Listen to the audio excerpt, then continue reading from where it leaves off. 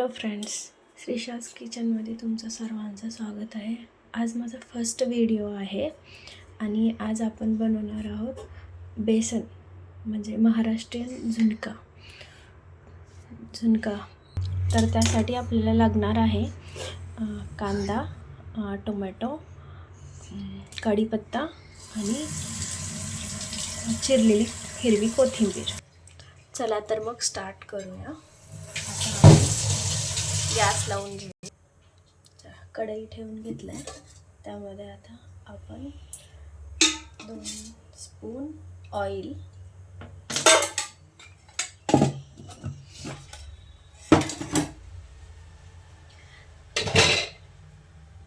तेल तापल्यानंतर त्यामध्ये जिरा आणि राई म्हणजेच मोहरी.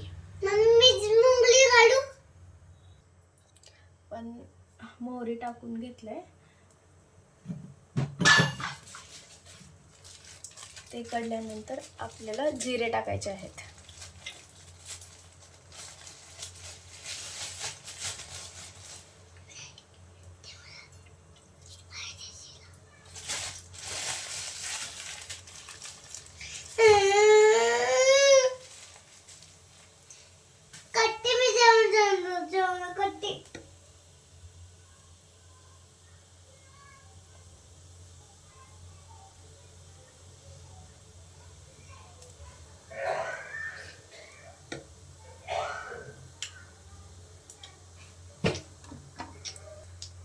चला तर मग आता मोहरी आणि जिरा तडकल्यानंतर आपण यात कांदा,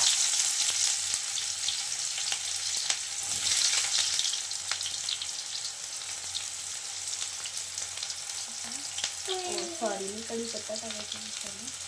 कढीपत्ता,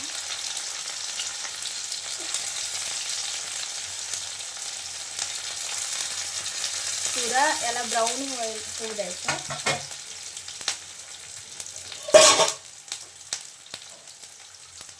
जाईल हळदी पावडर,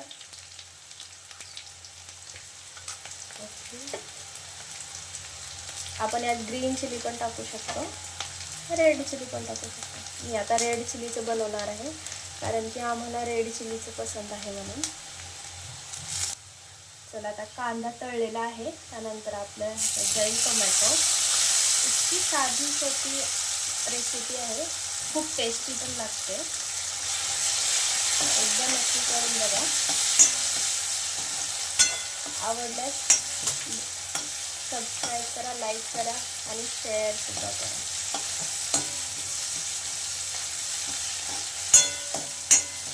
माझा फर्स्ट व्हिडिओ आहे, न्यू चॅनल आहे माझं.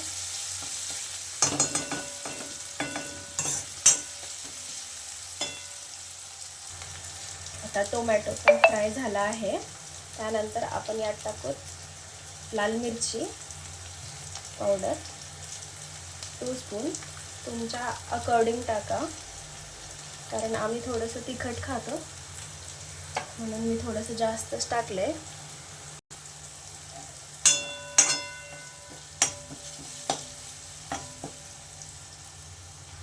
तर आता मिरची सुद्धा थोडंसं तळली आहे. त्यामुळे आता आपण यात टाकू पाणी.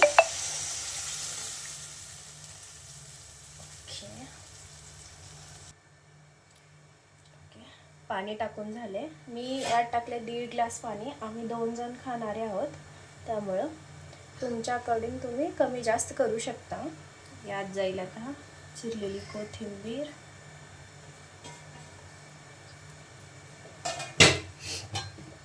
आणि मीठ, चवीपुरतं मीठ.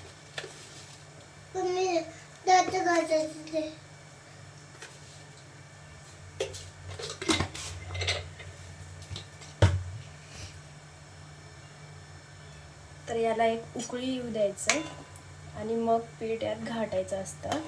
कोणी स्पूननं घाटू शकतं, कोणी छोटी लाकडी ठेवतं, घाटणी भेटतं ना, ते ठेवतं. मी असेच स्पूनने घाटते, मला जमतं. आणि कसंही करा, फक्त गाठी व्हायला नको आहेत.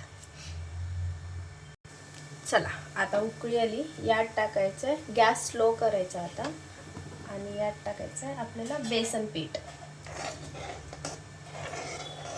मी इथं घेतलंय 1 वाटीला थोडंसं कमी. कोणी कोणी पातळ ठेवतं, कोणी पुरं घट्टसर करतं.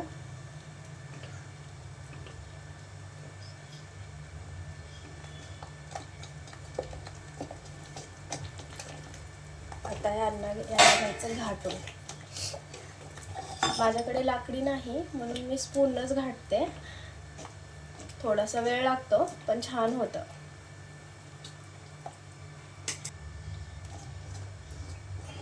कसं मस्त झालंय बघा. मी स्पूनच घाटलंय पण थोडा वेळ लागतो पण छान होतंय. ट्राय नक्की करू शकता.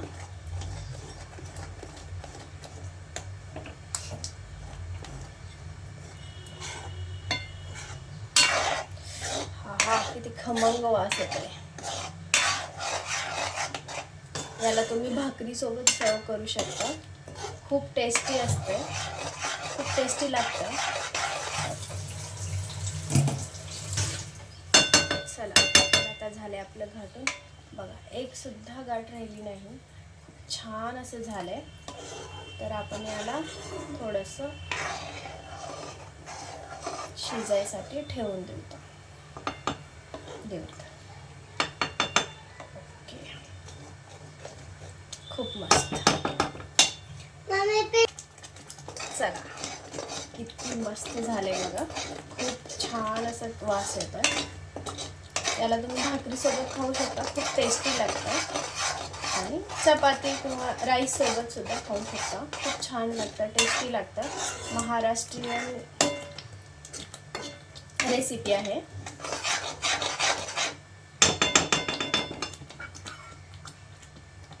ऑलमोस्ट घरांमध्ये महाराष्ट्रामध्ये सगळ्याच घरात बनत असेल हा पदार्थ. सिंपल रेसिपी, खायला खूप टेस्टी आणि छान असं आहे. माझी तरी फेवरेट डिश आहे म्हणून मी हा फर्स्ट व्हिडिओ ठेवला आहे.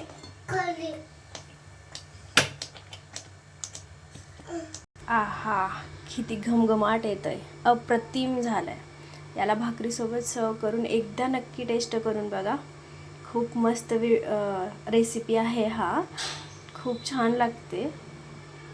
माझा फर्स्ट व्हिडिओ असल्यामुळं मी थोडंसं लँग्वेजमध्ये प्रॉब्लेम होत आहे मला. पण तुम्ही एकदा नक्की ट्राय करा. आवडल्यास लाईक, शेअर आणि सबस्क्राईब नक्की करा. Bye, thank you.